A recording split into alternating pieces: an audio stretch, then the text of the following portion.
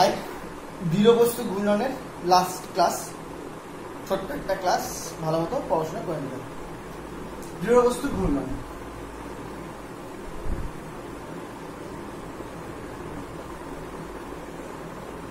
আমি এই চ্যাপ্টারের যে মেইন পোর্শনটা যেটা জড়তা ভ্রামক, সেই পোর্শনটা আমি আগের ক্লাসে করিয়েছি। ওটা খুব ভালো মতো অবশ্যই দেখবে, একটু কঠিন এবং ওটা খুব ইম্পর্টেন্ট, সব থেকে বেশি ইম্পর্টেন্ট নিটের জন্য বা জেই এর জন্য।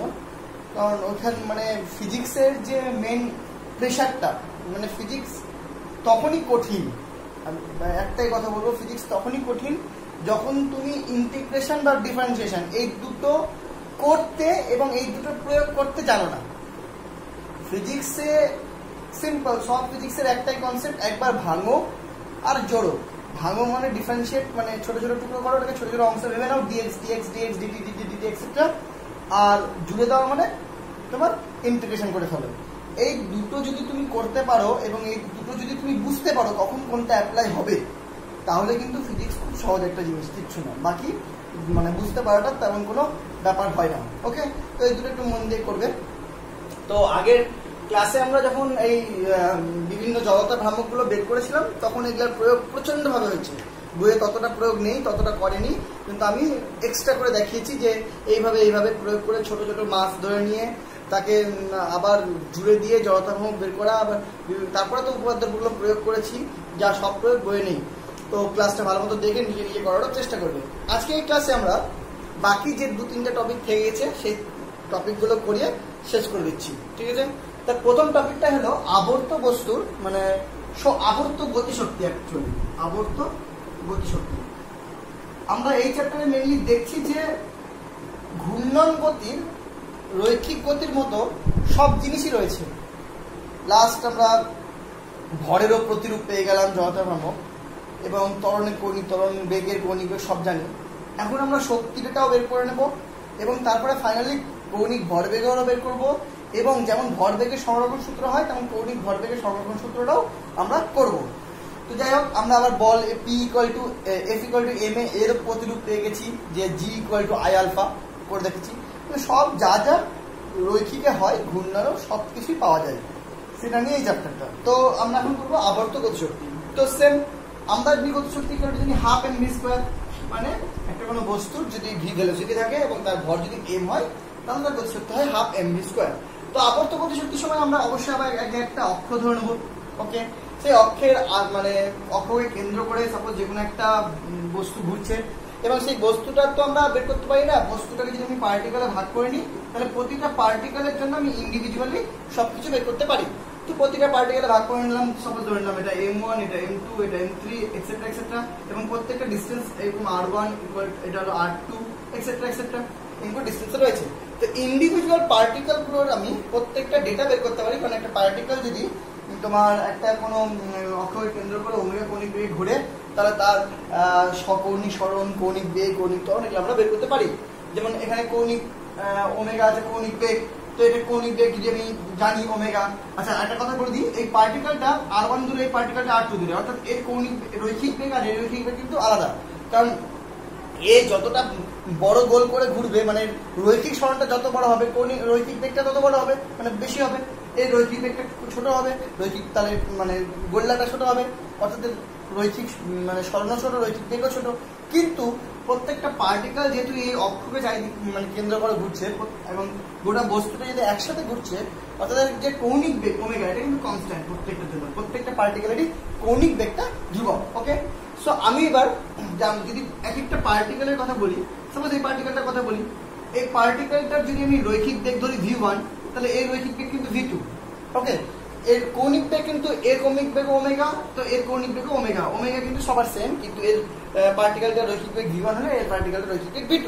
এবার প্রশ্ন হলো, গোটা বস্তুটা তো একসাথে বের করা যায় না, ডিটেলস পার্টিকেলগুলো বের করা যায়, সামেশন করে গোটা বস্তুটা করতে হয়। তো আমি একটা পার্টিকেলের কথাই বলি, এই পার্টিকেলটার কথাই বলি। এই পার্টিকেলটার কথা যদি আমি এর ভেলোসিটি নিয়ে আমরা ইন্টারেস্টেড থাকি, তাহলে সেই ভেলোসিটি v1 হবে ওমেগা ইন্টু r1, এটা তুমি জানো। এবার আমরা ভেলোসিটি কেন নিয়ে ইন্টারেস্টেড? কারণ আমরা জানি গতিশক্তি মানে হাফ mv², তাহলে আমার এখানে ভিটা লাগবে। এবার পার্টিকেলটার মাস তো এমন দেওয়া আছে, তাহলে আমি যদি রৈখিক গতিশক্তিটা বের করি, তাহলে সেটা কি হবে হাফ m1 v1²। এবার এগুলোই যদি আমি কি বলে এটাকে ট্রান্সফার করে দিতে পারি তাহলে কিন্তু আমরা কৌণিক যে মানে আবর্ত গতিশক্তি কিন্তু পেয়ে যাবো। সাপোজ এটাকে দেখি আস্তে আস্তে আমি চেঞ্জ করার চেষ্টা শুরু করছি। হ্যাঁ, তাহলে হাফ m1টা রাখলাম, v1টা আমরা জানি ওমেগা r1, তাহলে এখান থেকে যদি বসিয়ে দিই তাহলে ওমেগা স্কোয়ার r1 স্কোয়ার তাই হবে। তাহলে এটাকে একটু সাজিয়ে লিখলেন half m1 r1 square omega square. দেখো আপনি বুঝতে পারলেন? ওকে, এটা গেল একটা পার্টিকেলের কথা। যদি আবার সেকেন্ড পার্টিকেল এটা বের করি তাহলে এর যদি আবার গতিশক্তি বের করি তাহলে বের হবে half m2 r2 square omega. আশা করি বুঝতে পারলেন। থার্ড পার্টিকেল বের করলে সেটা বের হবে half m3 r3 square omega. তাহলে টোটাল গতিশক্তি যদি বের করি তাহলে এগুলা ইন্ডিভিজুয়ালি প্লাস হয়ে যাবে, plus dot dot dot dot. এবার দেখো ওমেগা স্কোয়ারটা কমন গেল, হাফটা কমন গেল, এই m1 r1 square m2 r2 square দেখো একবারে মানে একটা নির্দিষ্ট গতিতে বাড়ছে এক এক করে। তো এটাকে আমরা সামেশনের মধ্যে নিয়ে নিতে পারি। তো summation over mi r i square, যেখানে আইটা 1 থেকে n পর্যন্ত বা যতটা হবে ইনফিনিটি ইনফিনিটি। তো এটা আবার আমরা আগে থেকে জেনে ফেলেছি যে summation over mi r i square এই পার্টটাকে বলা হয় এই গোটা বস্তুটার জড়তা ভ্রামক i। সো এখান থেকে আমরা পেয়ে গেলাম half omega square i। So পেয়ে গেলাম যে এই বস্তুটার আবর্ত গতিশক্তি হলো হাফ i ওমেগা স্কোয়ার। দেখো লুকটা একদম সেম। গতিশক্তি যদি নর্মাল গতিশক্তি হয় তাহলে হাফ এম ভি স্কোয়ার, আর কৌণিক গতিশক্তি যে বের করলাম সেটা হলো হাফ i ওমেগা স্কোয়ার। এবার দেখে নাও হাফ হাফ মিলে গেল, এমটার কাজ i জানি আমরা, আর বিটার কাজ ওমেগা জানি আমরা, মানে কৌণিকের ক্ষেত্রে। অর্থাৎ এটা আমরা পেয়ে গেলাম একটা দৃঢ় বস্তু যখন একটা কোনো বস্তু মানে কোনো একটা অক্ষকে কেন্দ্র করে ঘুরে তখন তার যেমন হাফ এম ভি স্কোয়ার রৈখিক গতিশক্তি থাকে তেমনি তার হাফ i ওমেগা স্কোয়ার কৌণিক গতিশক্তিও থাকে। এবং কৌণিক গতিশক্তির রাশিমালাটা আমরা শিখে পেলাম। ওকে, নেক্সট যাচ্ছি। নেক্সট হলো দেখবো আমরা ভরবেগ। ভরবেগ কি জিনিস আমরা জানি? ভরবেগ হলো কোনো বস্তুর ভর আর তার বেগ এই দুটো মিলিত সমন্বয় মানে গুণফলটা ওই বস্তুটার মধ্যে যে গতি সৃষ্টি করে সেই গতিটাকে বলা হয় ভরবেগ। ওকে, তো কৌণিক ভরবেগ কি? কিছুই না, যদি কোনো বস্তু জড়তা ভ্রামক কারণ ভরের প্রতিরূপ জড়তা ভ্রামক এবং কৌণিক বেগ কারণ বেগের প্রতিরূপ কৌণিক বেগ, এই দুটার গুণফল জড়তা ভ্রামক আর কৌণিক বেগ এই দুটার গুণফল কোনো বস্তুর মধ্যে যে ঘূর্ণন গতি সৃষ্টি করে।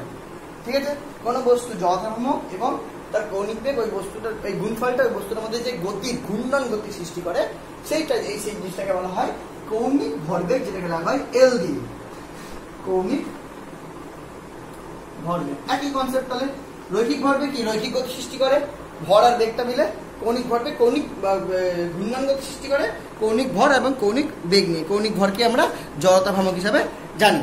ওকে, তাহলে একক যদি একক মাত্রা হিসাবে আসি তাহলে আই এর একক আমরা জানি আই মানে এম আর স্কোয়ার মানে এম মানে এসআই যদি বলি কেজি মিটার স্কোয়ার আর ওমেগা মানে 1/t মানে পার সেকেন্ড, তাহলে কেজি মিটার পার সেকেন্ড হয়ে গেল। তাহলে এটা হয়ে গেল তার তোমার কি বলে কৌণিক ভরবেগের একক। ওকে, এবার আমরা দুটো খুব ইম্পর্টেন্ট সম্পর্ক করবো, সেটা হলো কৌণিক ভরবেগের সাথে রৈখিক ভরবেগের সম্পর্ক একটা, আর কৌণিক ভরবেগের সাথে টর্কের সম্পর্ক। তাহলে প্রথমে কৌণিক ভরবেগের সাথে রৈখিক ভরবেগের সম্পর্ক আগে নিই। একটা আইডিয়া পাচ্ছি কৌণিক ভরবেগ সাথে রৈখিক ভরবেগের সম্পর্ক। একটা আইডিয়া আমরা পাচ্ছি, সেটা কি? যে আমরা জানি যে রৈখিকের কোন রাশির সাথে কৌণিক রাশির সম্পর্ক হলো কোনোভাবে ওর মধ্যে একটা আর ইনডিউসড হয়।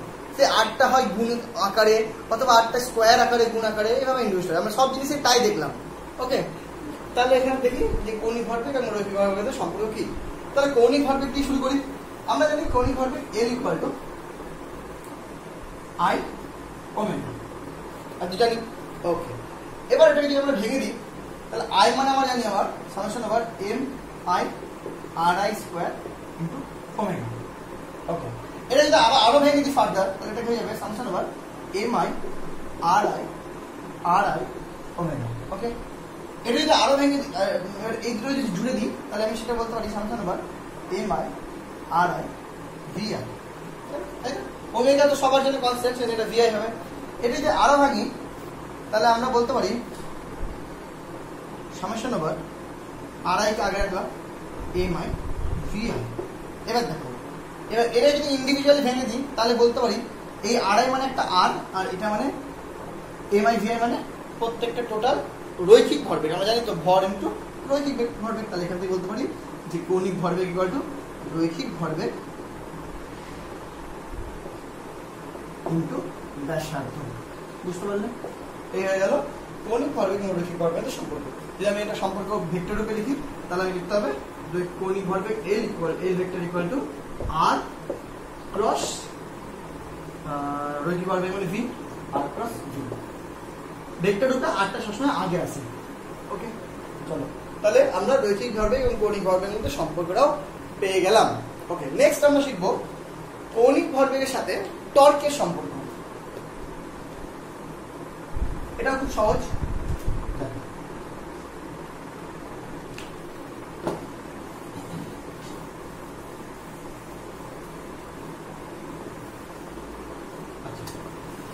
কৌণিক ভরবেগের সাথে টর্কের সম্পর্ক। আচ্ছা, আমরা জানি টর্ক ইকুয়াল টু আগে থেকে G equal to I into alpha. আগের চ্যাপ্টারে আমরা শিখেছি, মনে পড়ে? মানে আগের চ্যাপ্টারে বলছি, এই ক্লাসের প্রথম ক্লাসে আমরা শিখেছি যে torque equal to G equal to I into alpha. Okay, এটা প্রথম ক্লাসে আমরা শিখে গেছি। তার মধ্যে আলফার মান হলো আবার ওমেগা 2 মাইনাস ওমেগা 1 বাই টি, মানে কৌণিক বেগের পরিবর্তনের হার।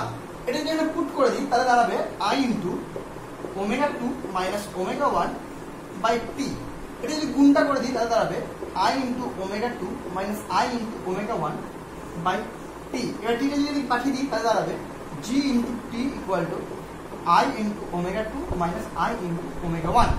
এখান থেকে বোঝা গেল কোনো একটা বস্তু, কোনো একটাই বস্তু, কারণ দুটোটি আই এক সেম নিয়েছি, মানে দুটো বস্তুটা একটাই বস্তু, সেই বস্তুটার যদি কৌণিক বেগ পরিবর্তন হয় দ্যাটস মিন সেখানে তার কৌণিক ভরবেগও পরিবর্তন হচ্ছে। কারণ ভর আর বেগ এই দুটো মিলেই তো, মানে যতক্ষণ এখানে ভরের মতোই তো, তাহলে এখানে ভর আর বেগ মিলেই তো ভরবেগ হচ্ছে।